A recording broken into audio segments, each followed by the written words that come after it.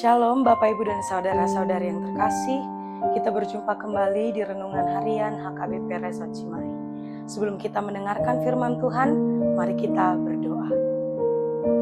Terpujilah Engkau ya Allah Bapa kami yang Maha Kasih, Maha Penyayang, di mana kami senantiasa merasakan penyertaan Tuhan bagi kami.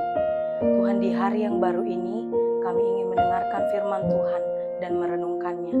Berkati hati dan pikiran kami, agar kami boleh memahami firman-Mu serta melakukannya. Hanya melalui Yesus Kristus kami berdoa dan bersyukur kepada-Mu. Amin. Bapak Ibu Saudara-saudari yang menjadi nas renungan bagi kita pada hari ini diambil dari Filipi 3 ayat 7. Tetapi apa yang dahulu merupakan keuntungan bagiku, sekarang kuanggap rugi karena Kristus. Demikian firman Tuhan. Bapak Ibu Saudara-saudari, coba bayangkan seorang pendaki yang mendaki gunung sambil membawa sebuah ransel yang sangat berat. Di tengah jalan ada pemandangan yang sangat indah, tetapi karena ranselnya yang sangat berat, sang pendaki sudah terlalu lelah sehingga dia tidak bisa lagi menikmati pemandangan yang indah itu. Padahal ternyata setelah dia cek isi ranselnya, banyak di situ barang-barang yang tidak benar-benar dia butuhkan. Bapak Ibu Saudara-saudari yang terkasih, itulah gambaran yang Paulus lukiskan di dalam Filipi 3 ini.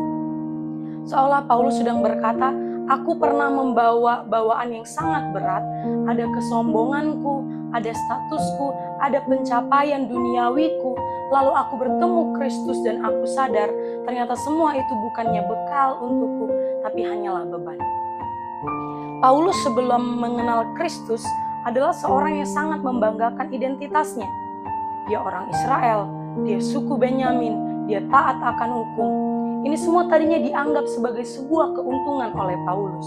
Tapi ketika Paulus berjumpa dengan Kristus di jalan menuju Damsyik, semuanya berubah. Semua kebanggaannya yang dulu sekarang dianggap sebuah kerugian. Tapi perlu kita ketahui, Paulus tidak lantas berhenti bekerja atau membuang semua kemampuannya. Dia tetap menulis, tetap berkhotbah, tetapi yang berubah adalah motivasinya, pusat hidupnya. Kalau dulu dia lakukan semuanya demi dirinya sendiri, demi pencapaiannya, kebanggaannya sendiri, sekarang segala sesuatunya hanya bagi Kristus. Bapak Ibu Saudara-saudari, kita hidup di zaman yang penuh tekanan untuk terus membuktikan diri. Mulai dari gelar pendidikan, jabatan, penghasilan, jumlah followers di sosial media. Kita semua berlomba-lomba mengejar hal-hal itu seolah-olah itu semua adalah keuntungannya. Tentu semua itu tidak salah. Tidak ada yang salah kalau kita berprestasi secara akademik. Tidak ada yang salah kalau kita bisa punya posisi yang baik di pekerjaan. Tidak ada yang salah kalau kita punya penghasilan yang besar. Tidak ada yang salah kalau kita populer dan punya banyak followers di sosial media. Tetapi semua itu perlu kita refleksikan. Di antara semua pencapaian-pencapaian saya, di manakah Kristus?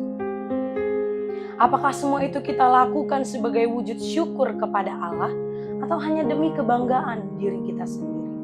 Ketika Kristus menjadi pusat dalam hidup kita dan bukan di pinggir-pinggir, maka cara kita bekerja berubah. Cara kita melayani juga berubah. Kita tidak lagi bekerja demi pujian manusia.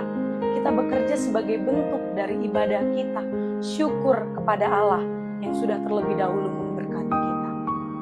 Maka seperti pendaki tadi, ketika dia mau melepas bebannya yang tidak perlu, baru dia bisa berhenti, bernafas, dan menikmati pemandangan yang selama ini dia lewatkan.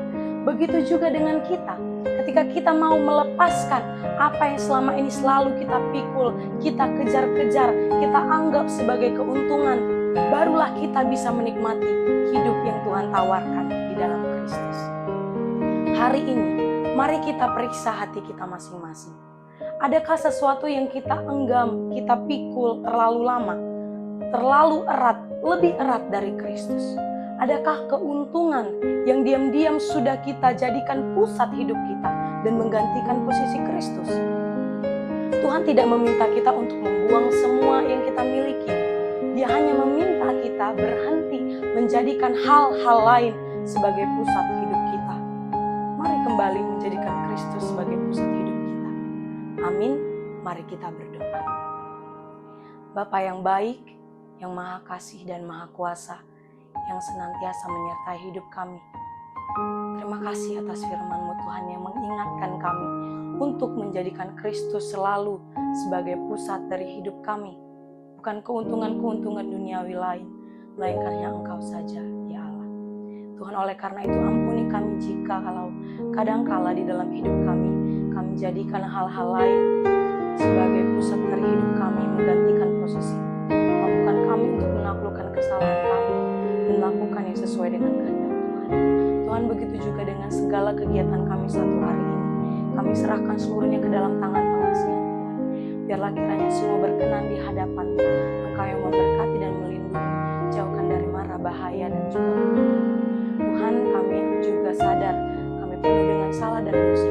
Ampunkan kami agar kami layak di hadapan-Mu. Hanya melalui Yesus Kristus, Juru Selamat kami